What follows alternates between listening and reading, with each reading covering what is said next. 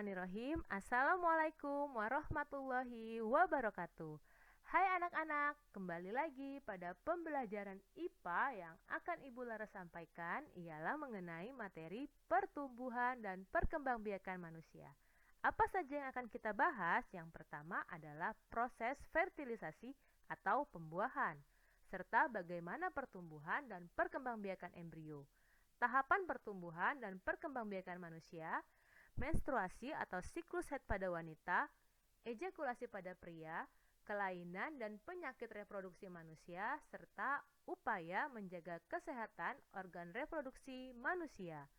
Untuk lebih jelasnya, mari kita simak uraian berikut ini. Fertilisasi atau proses pembuahan adalah proses yang terjadi pada peleburan inti sel sperma dan inti sel ovum yang telah matang. Perhatikan baik-baik gambar berikut ini ya nak. Tempat terjadinya fertilisasi berada pada alat reproduksi wanita bagian dalam, yaitu tuba falopi. Ketika sudah matang, ovum akan dilepaskan oleh ovarium dan ditangkap oleh jumbai-jumbai yang berada pada pangkal ovarium, yaitu fimbrae. Ketika proses pembuahan berlangsung, hanya kepala sperma yang masuk ke dalam ovum. Nah, jika telah ada satu sperma yang masuk ke dalam ovum, maka sperma lain tidak dapat menembus membran ovum. Pertumbuhan dan perkembangbiakan embrio adalah hasil pembuahan ovum oleh sperma yang disebut zigot. Zigot terus bergerak dari saluran telur menuju uterus.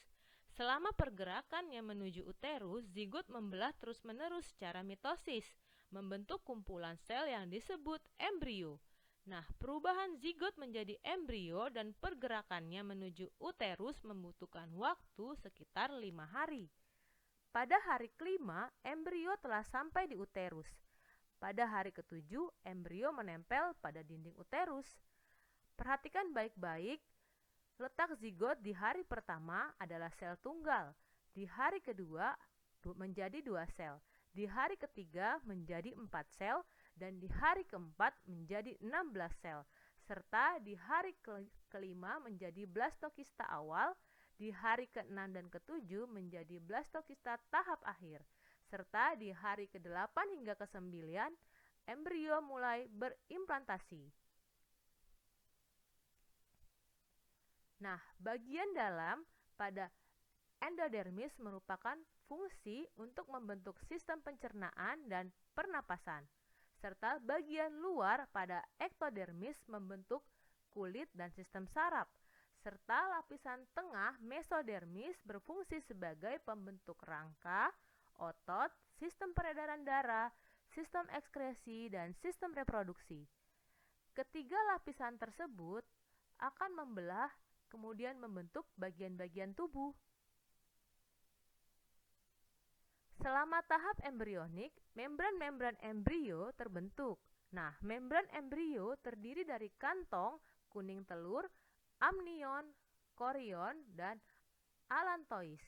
Nah, bagian dari kantong kuning telur berfungsi sebagai pelebaran dari lapisan endodermis yang berfungsi sebagai tempat pembuatan darah.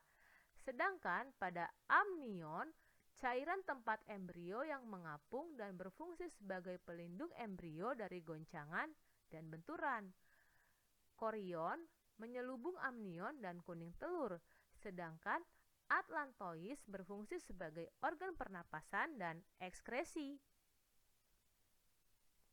Pada minggu ke-8, struktur umum tubuh dewasa telah mulai terbentuk dan plasenta juga terbentuk. Setelah semua struktur umum tubuh dewasa dan plasenta terbentuk, maka embrio dikenal sebagai janin atau fetus. Nah, plasenta berperan penting bagi perkembangan janin yang berfungsi sebagai tempat pertukaran gas, makanan, dan zat sisa antara ibu dan anak. Perubahan fisik wanita dan laki-laki di masa pubertas bisa ditandai dari hal-hal berikut ini ya nak. Yang pertama, pada wanita tumbuh atau mulai muncul payudara yang berpucuk. Rata usia di 10 tahun dan rentang usia sekitar 8 hingga 13 tahun. Sedangkan pada laki-laki, buah zakar mulai membesar. Rata usia dari 9,5 tahun hingga rentang usia 9,5 sampai dengan 13,5 tahun. Kemudian pada wanita terjadi lonjakan tinggi badan yang dimulai dari rentang usia 8 hingga 13 tahun. Pada laki-laki, lonjakan tinggi badan pun juga dimulai pada rentang usia 10,5 hingga 16 tahun. Pada wanita, mulailah rambut kemaluan muncul pada rentang usia 8 hingga 14 tahun.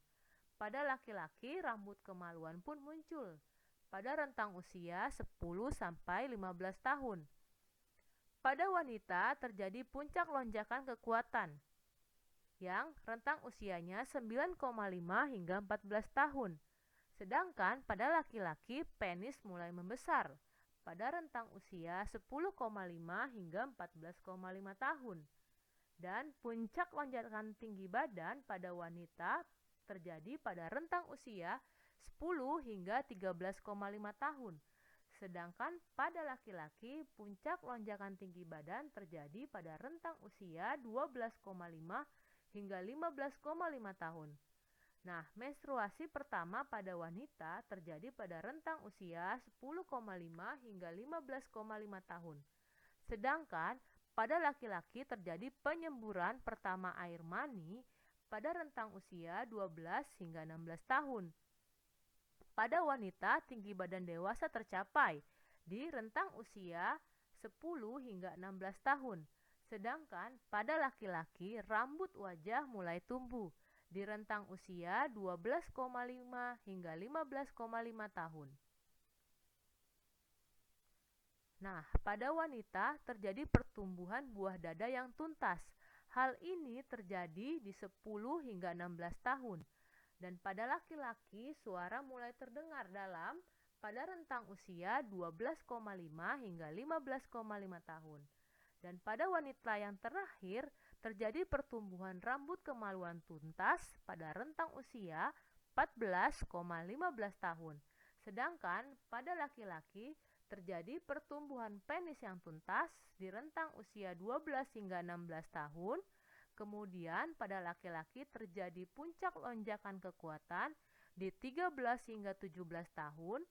Dan tinggi badan dewasa tercapai di usia atau rentang usia 13,5 hingga 17,5 tahun. Dan yang terakhir terjadi pertumbuhan rambut kemaluan yang tuntas pada rentang usia 14 sampai dengan 17 tahun.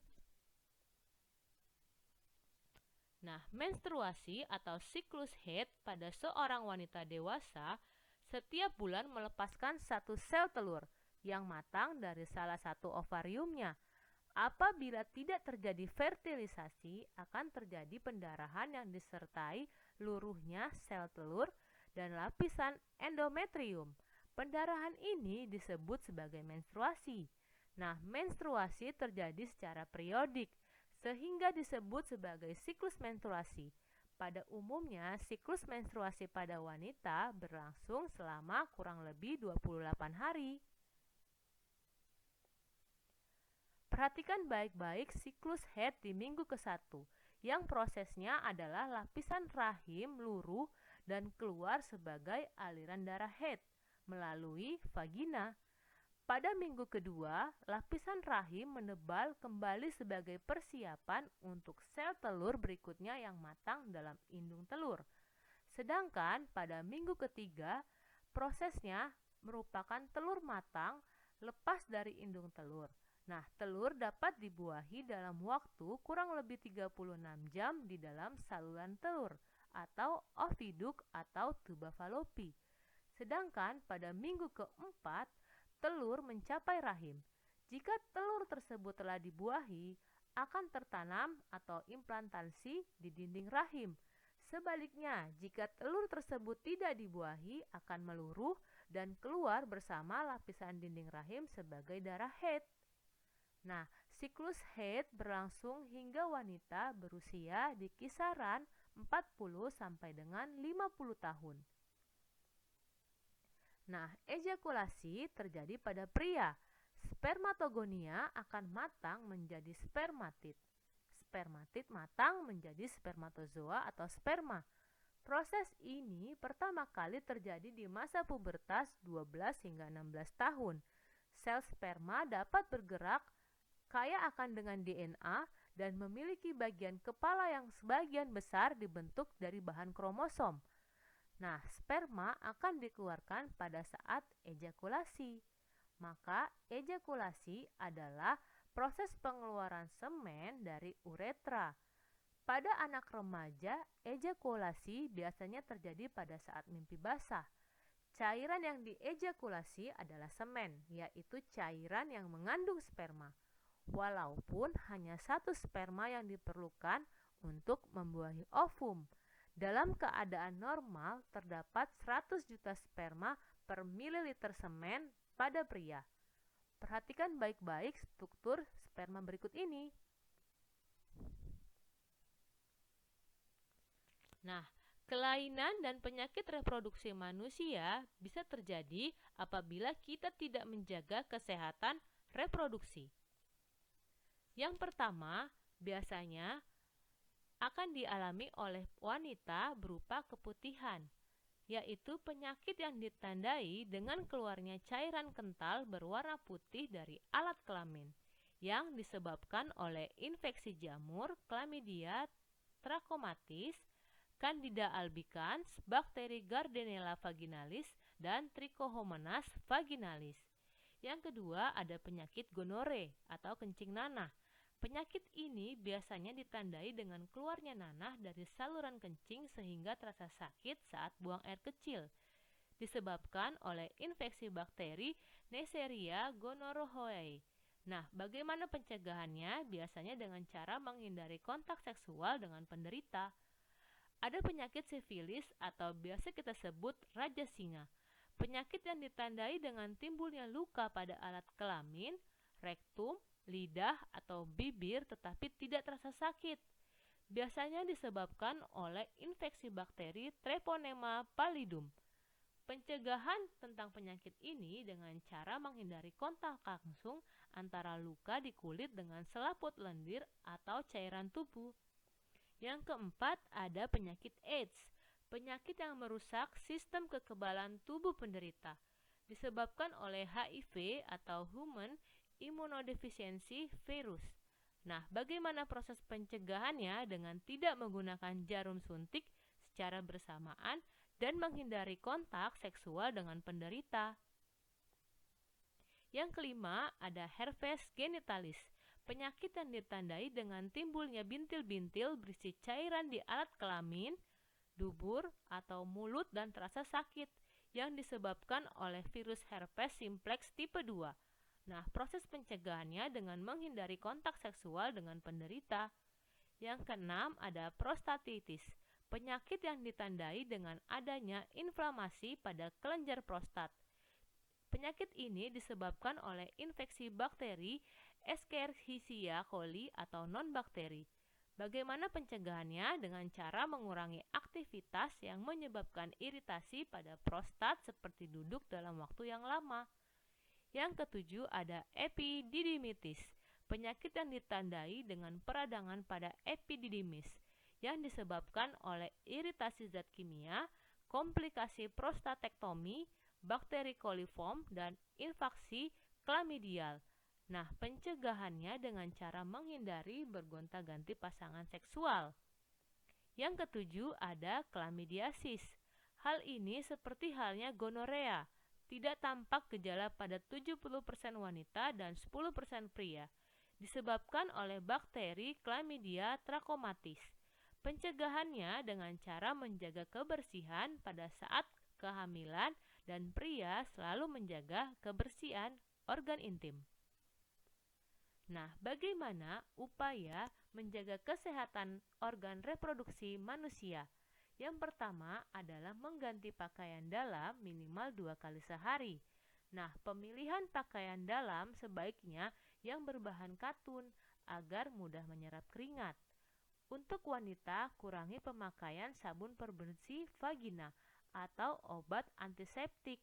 Hal tersebut dapat menyebabkan terbunuhnya bakteri baik yang terdapat pada vagina. Ketika membersihkan vagina, cukup dengan menggunakan air bersih saja ya.